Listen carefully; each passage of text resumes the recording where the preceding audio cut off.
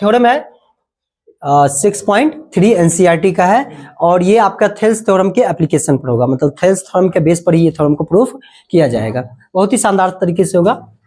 इसमें क्वेश्चन कहता है कि यदि दो त्रिभुज में संगत कोण बराबर हो तो उसकी संगत भुजाएं एक ही अनुपात में होती है। ऐसे समझो कि आपके पास एक त्रिभुज है, आपके पास एक ऐसा त्रिभुज है, ये सुंदर सा एक त्रिभुज है, ये ए है, ये बी है और सी है, और एक दूसरा त्रिभुज आपके पास ये है, एक दूसरा त्रिभुज आपके पास ये है, इसका नाम P है, ये Q है, ये R है। ये भी लिख सकते हैं या आप इसके जगह पर दूसरा भी लिख सकते हैं, ABC है तो जो किताब में लिखा रहता है वो ये लिखा रहता है DEF। एक DEF दो त्रिभुज है। कह क्या रहा है कि इसके संगत कोण, संगत मतलब होता है क्रॉसपॉन्डिंग, मतलब कि अगर ये कोण है तो इसके संगत ये कोण कहलाएगा। यानी आप लिखोगे कि दिया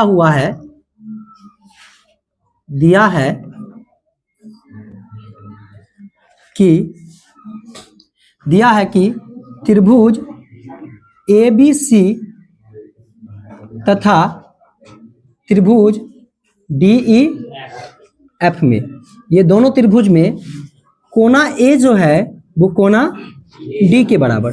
ये हम अपना मन से नहीं लिख रहे हैं, थ्योरम में कह रहा है कि दो त्रिभुज में संगत कोण बराबर है तो इसके संगत यही होगा ना, और B का संगत कौन होगा E।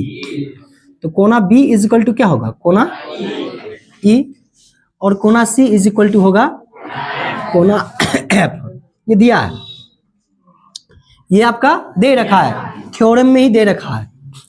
तो सिद्ध क्या करना है, तो सिद्ध करना है कि आपको सिद्ध करके क्या देना है कि इसकी संगत भुजाएं एक ही अनुपात में है। तो अगर भुजा हम AB ले लें तो इसका संगत क्या होगा, DE, और अगर ये भुजा BC ले ले या AC ले ले, AC, तो इसके संगत क्या होगा, DF, और अगर ये भुजा BC ले ले तो इसके संगत क्या होगा, EF होगा।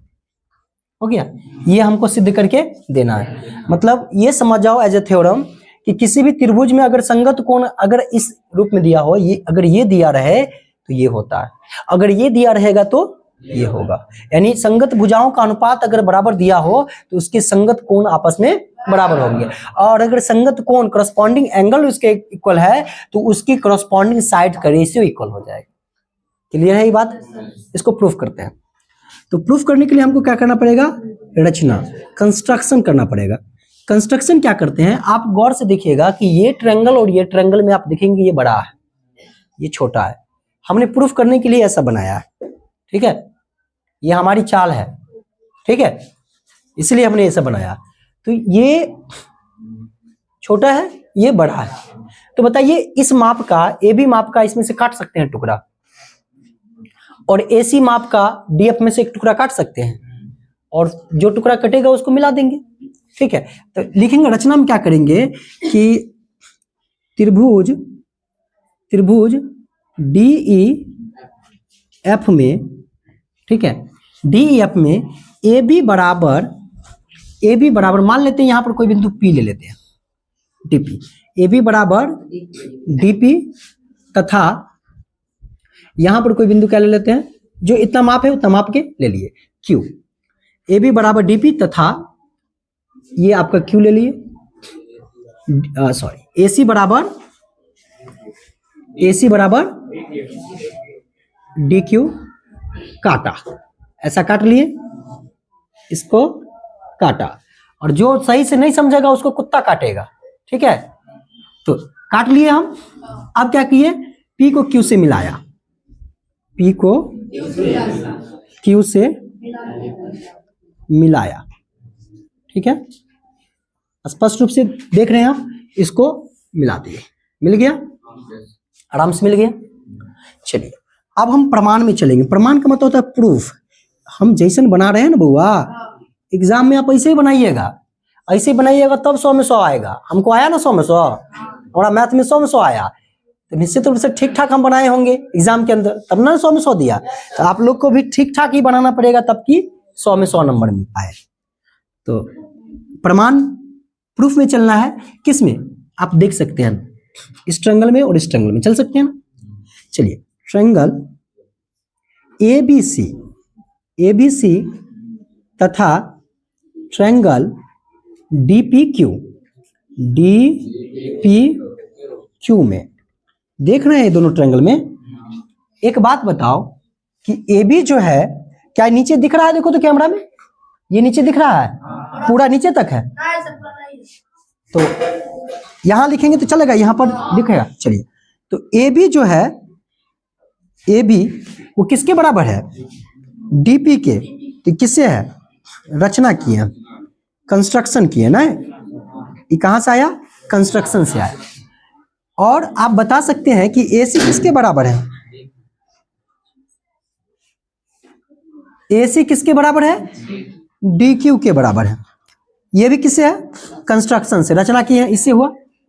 ये दोनों दिया हुआ है, यहां तक दिख रहा है ना? इसके नीचे दिखेगा, यहाँ कट जाएगा ना।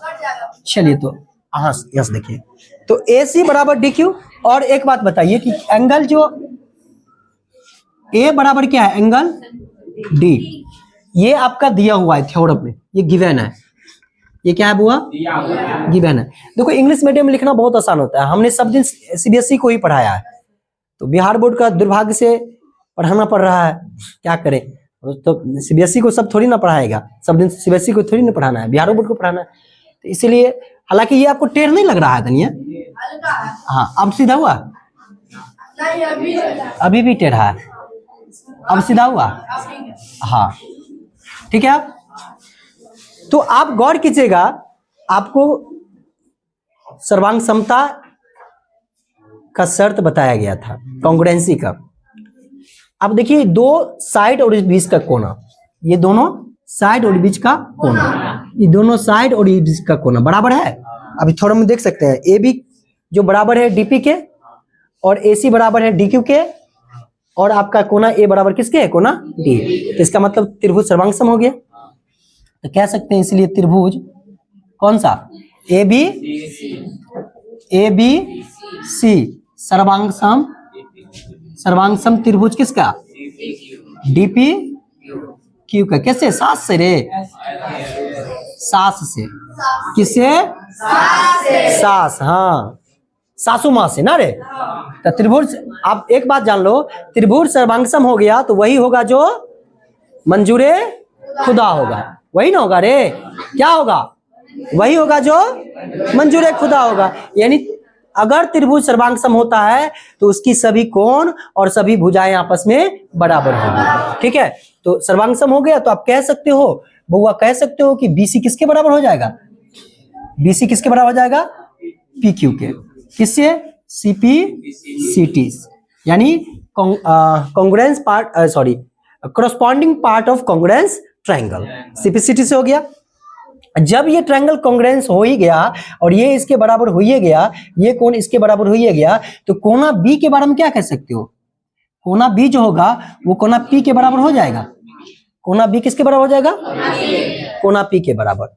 बट ब्यूटी, बट एक बात बताओ, ऐसे लिखो, इसको हम एक के रूप में ट्रीट कर लेते हैं, एक मान लेते हैं।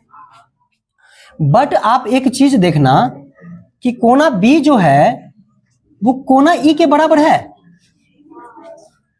देखिए, कोना B एक E के बराबर है, ये तो दिया हुआ है ना। इसको, ये क्या गिवन है, ये क्या हुआ?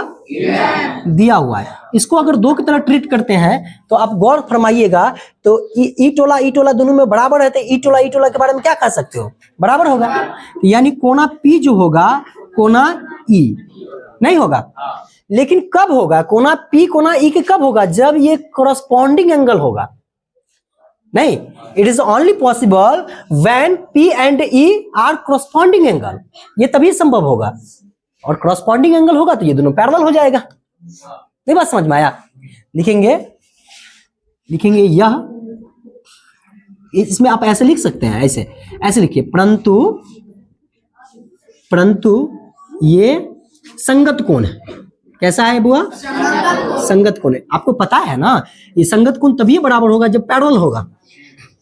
नहीं, अगर ई कोण इस कोण के अगर बराबर में चल रहा है, इसका मतलब ये और ये एक दूसरे के समानांतर होगा, तब ये बराबर होगा, अदरवाइज नहीं होगा। तो इसका मतलब ये हुआ कि ये और ये पैरेलल है, तभी तो ये संगत कोण बराबर हो रहा है। नहीं हो रहा है, लिखेंगे परंतु ये संगत कोण है। ये कैसा कोण है बुआ? संगत कोण है। इसीलिए आप कह दोगे, इसीलिए कहो प्यार से क्या कि पी क्यू भाई साहब जो है वो पैरेलल है किसके? ई एफ के। पी क्यू किसके पैरेलल है? ई एफ के। कोई दिक्कत? पी क्यू किसके है? ई एफ के पैरेलल है। जैसे पी क्यू ई एफ के पैरेलल हो गया, ये दोनों पैरेलल हो गया, तो इस त्रिभुज में आप थेल्स थ्योरम लग जाएगा। आपको बताया गया है कि अगर किसी त्रिभुज में एक भुजा के समानांतर अगर दूसरी भुजा हो तो वहां पर कौन सा थ्योरम काम करता है? थेल्स थ्योरम क्या करता है? समान अनुपात में भुजाओं को बांटने का काम करता है। तो लीजिए, इसमें उठाइए, ये हो गया आपका डीपी, अब बट्टे में डीपी, अब बट्टे में डीपी, बट्टे में डी नहीं लिख सकते हैं? लिख सकते हैं, थ्योरम है ना, इसका वो नहीं बताए थे, एप्लीकेशन में बताए थे। डीपी बट्टे में डी लिख सकते हैं, लिख सकते हैं। और बराबर में ये डी क्यू, बट्टे में डी एफ लिख सकते हैं, लिख सकते हैं। अब देखो डीपी किसके बराबर है, आप गौर से देखिएगा। डीपी जो है हमने कंस्ट्रक्शन करके डीपी ए बी के बराबर है, तो इस डीपी के बदले में ए बी लिख दें। अच्छा, ये किस चीज से हुआ? थेल्स प्रमेय से। थेल्स प्रमेय से, थेल्स प्रमेय से ऐसा हम कर दिए, ठीक है। तो ए बी अब बट्टे में क्या हो गया? डी ई, अब बराबर में डी क्यू किसके बराबर है? डी क्यू जो है ए सी के बराबर में, तो डी क्यू के बदले में ए सी लिखेंगे, अब बट्टे में डी एफ लिखेंगे। तो देखिए एक भाग प्रूफ हुआ, ए बी बट्टे डी बराबर में ए सी बट्टे डी एफ, ये हो गया। कोई दिक्कत?